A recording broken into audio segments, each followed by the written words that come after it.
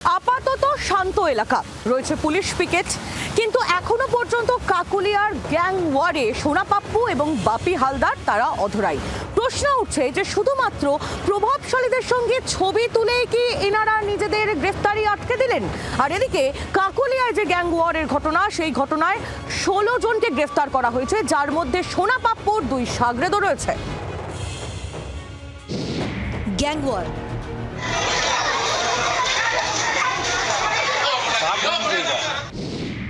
অশান্ত কাকুলিয়া,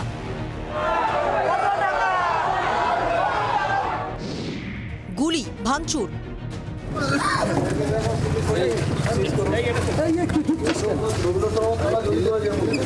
এরপর রবীন্দ্র সরোবর থানার পুলিশ তারা ঘটনাস্থলে যখন যান এবং দেখা যায় এই যে পিসিআর ভ্যান যখন যায় ঘটনাস্থলে, তখন এই ভ্যানটিকে লক্ষ্য করে কিন্তু ইট বৃষ্টি হয়। আবার আজকে না কালকে আবার এটা হবে, আবার হবে, আমি বলছি আবার হবে। হ্যাঁ, আমি আতঙ্ক আছি, আমি বলছি, মুখে ডাইরেক্ট বলছি আমার আতঙ্ক আছে। এই গোটা সংঘর্ষের মূল 2 কাণ্ডারি, অর্থাৎ একদিকে সোনা পাপ্পু এবং আরেকদিকে বাপি হালদার, তাদের কখন পুলিশ খোঁজ পায় সেটাই এই মুহূর্তে এখানকার শান্তিপ্রিয় মানুষের সবচাইতে বড় প্রশ্ন।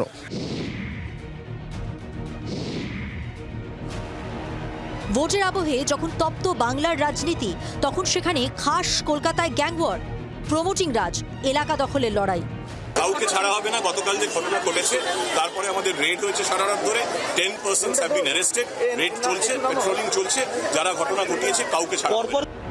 কলকাতার নতুন পুলিশ কমিশনার বলেছিলেন কাউকে ছাড়া হবে না, এমনকি সোমবার রাতে রাস্তায় দাঁড়িয়ে আশ্বাস দিয়েছিলেন পুলিশের প্রতি মানুষের আস্থা বাড়ানোর কথা। তাহলে কাকুলিয়ায় রবীন্দ্র সরোবর থানার নাকের ডগায় গ্যাং ওয়ারের ঘটনাস্থলে পৌঁছতে 4 মিনিটের রাস্তায় কেন 3.5 ঘন্টা সময় লাগলো পুলিশের? প্রশ্ন কিন্তু থেকেই যাচ্ছে। রাস্তায় পুলিশ দেখলে, ইউনিফর্ম দেখলে মানুষের মনে একটা আস্থা আসে, সেই আস্থাটা যাতে আরো একটু মজবুত করা যায় সেই চেষ্টা করছি। সোনা পাপ্পু এই মুহূর্তে তিলজলা এলাকার বাসিন্দা বলে পুলিশ সূত্রে খবর। সে রিপিটেড অফেন্ডার, কলকাতার একাধিক থানাতে তার বিরুদ্ধে একাধিক অভিযোগ রয়েছে।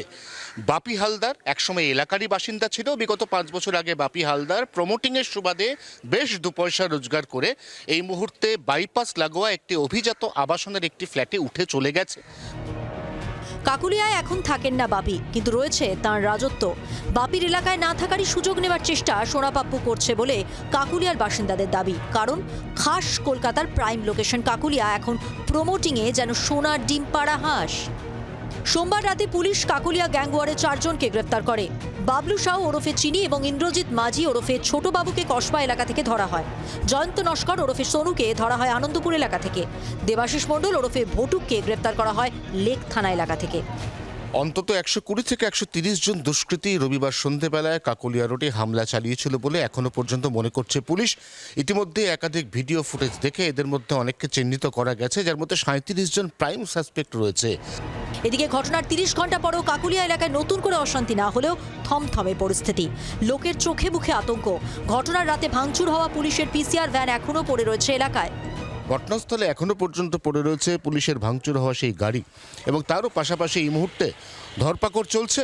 কোনো পর্যন্ত এরকম বহু দুষ্কৃতী রয়েছে যাদের খোঁজ পুলিশ চালিয়ে যাচ্ছে। এদের অনেকে বিভিন্ন গোপন হাইড আউটে লুকিয়ে রয়েছে, তাদেরকে বিভিন্নভাবে ট্র্যাক করার চেষ্টা করছে পুলিশ। কাকুলিয়ার ঘটনা চোখে আঙুল দিয়ে দেখিয়ে দিয়েছে আইন শৃঙ্খলার হাল। ভোটের আবহে সত্যিই কি শান্তিতে ও নিরাপদে থাকতে পারবে মানুষ?